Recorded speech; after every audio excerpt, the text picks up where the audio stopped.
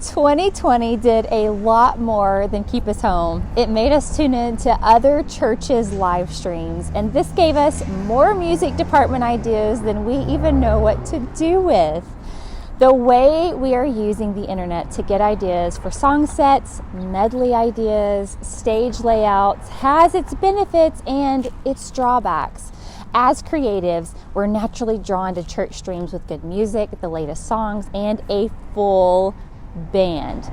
These streams, though, usually have the latest video cameras, the latest modern live stream software technology, and a sound tech who only mixes the live stream. Did you know that? Oh yeah, it sounds amazing. And all of these moving parts are what make it happen. So if you look in the blog below, I attached a song from Pentecostals of Alexandria, and you can tell that it took a lot of work to make a song flow like this, a lot of behind the scenes practice.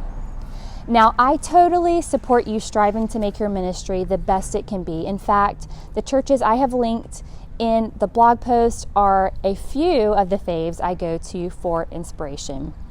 But keep in mind, it has taken them years to reach this place. It's nice to have this inspiration as a goal to work toward, so here's my advice. Gain inspiration and try a few things that fit your local church, but emphasize on what fits. Don't mistake inspiration for being like another church. Here's what we don't see on a live stream. We don't see the church culture. Every church has its own vibe. Leadership styles are different. Song styles that go over are also different. Your church may respond better to a Southern gospel song, and someone else's church may respond better to Hillsong. Music department stressors are also another behind the scenes thing that we don't see. So trust me, every music department has its own set of issues. Someone who shows up late to rehearsal not knowing the song, the musician who is always late, strong personalities that clash during a late night rehearsal when everyone is tired. You also don't see the practice and preparation. In order for the music to sound almost flawless on Sunday, there's a lot of preparation that happens. Right before the service is probably not the first time the band and singers heard the song and tried to sing it in service. They've practiced not only collectively, but they spend a lot of practice time on their own. It can be very awkward for your worship team if you try to copy an idea that you haven't worked out behind the scenes yet. I'm talking about shout runs, songs, all of that kind of stuff. Nor should we fall into the trap of comparing our church to another one. Remember that everything you do in a service should be done with excellence so that it promotes worship instead of stopping the congregation in their tracks, okay? So excellence promotes worship. Excellence promotes worship. Say that in your head every time before you go to rehearsal. Here's what you came to hear. The biggest secret to having a dynamic music ministry like this is the amount of people they have involved. Please don't misunderstand me. I'm not promoting a big music department above a small one. Every ministry is in a different season, and that's okay. In fact, most of my music ministry experience has been with smaller music ministries. Even with a ministry of less than 30 people, I never stopped working toward my goal of getting more people involved. It's true.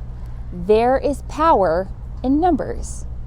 The more piano players you have, the more new songs you can do, since one person isn't getting burned out trying to learn all of the new material, unless they're a full-time musician for the church. Numbers also create diversity, creativity, and strength.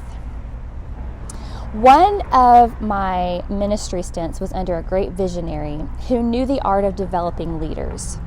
And I was shocked to go to my first staff meeting and find 40 leaders present in a church of approximately 200 people. That's almost 25% of the congregation. If you're a numbers nerd, this experience made me dive deep into the world of developing teams. To start, I had to learn the areas I'm strong in so I could surround myself with a music leadership team that could fill in the gaps and carry other areas of our ministry. And developing a music leadership team was not something I'd ever done. So instead of looking for reasons to set people down, I started looking for ways to help them grow. Now, I'm not talking about leaving people on the platform if there's sin in their life, okay? I'm talking about building people, working with their personalities. Although regularly praying for your team and reaching out to check on them are ways to care for them physically and spiritually, I do think that if we're not careful, we can take the easy way out as leaders and shut someone out instead of learning to work with them. Oh, I know, me too. Every person on your team is a soul. You want them to go to heaven. That's the ultimate goal. You want to guide them to grow and reach their full potential. That's your job as their leader. Although you may come across one person in your entire lifetime that's just plain vicious, I have found that most everyone on your team loves God, wants to be involved in music ministry, and is striving to do their best. Most conflict comes from different personality styles, various ways of handling conflict, or even my own ability to be open to ideas and criticism as a leader. I made a practice of opening up the floor during some rehearsals and asking my team directly, what could we do better? Communication, conflict, and resolutions will gain the respect of your team. It makes your team feel seen and heard, and it helps everyone feel like we're all on the same team, we're working together. Having a healthy team is the first step to growth. This is where it starts. Your first step to developing a team is to know yourself. Be totally honest. That's how you'll be the greatest leader. It's going to get a little vulnerable, I promise, but it's totally worth it. As a leader, I had to learn my weaknesses so I could know how to work in my strengths. Here's why you need to know your weaknesses, okay?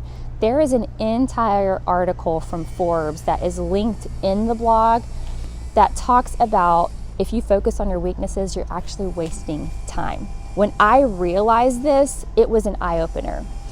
It may be beneficial to ask someone who knows you well to help you figure this out. You could also take a Strengths Finder quiz to find out what are you strong at, what are you weak at. Everybody has weaknesses, but you want to learn to work in your strengths. If you want to shift the feel of your music department, the first thing to do is not remove the older team members. To grow your team, use the rule of adding instead of taking away. If you want a bigger and better ministry, you should always be training people. I know I've said it before and I can't say it enough. Big music departments have learned this secret and they do it well. You will see young and old involved in all of the ministries I've highlighted in the blog. First Apostolic Church of Maryville, Pentecostals of Alexandria, and I forgot the other one. I can't think of it. It's in the blog. Building a better, bigger team gives your music strength and stamina. So let's talk about ways to get more people involved. Here are a few ways that having more people can help you. Write down a list of everything you'd like done in your ministry. Just dream big. Now decide which of those can be done by no one else but you. Now, keep in mind, now is not the time to micromanage. Someone else can print schedules and chord charts. That doesn't need to be you. So you want to develop a music leadership team and delegate tasks to your team by knowing their strengths. See how this works? When you delegate, give that team member ownership over that area. For example, if they are buying drum loops, they have to be able to do their entire job without contacting you. So show them how or where to find YouTube videos to help.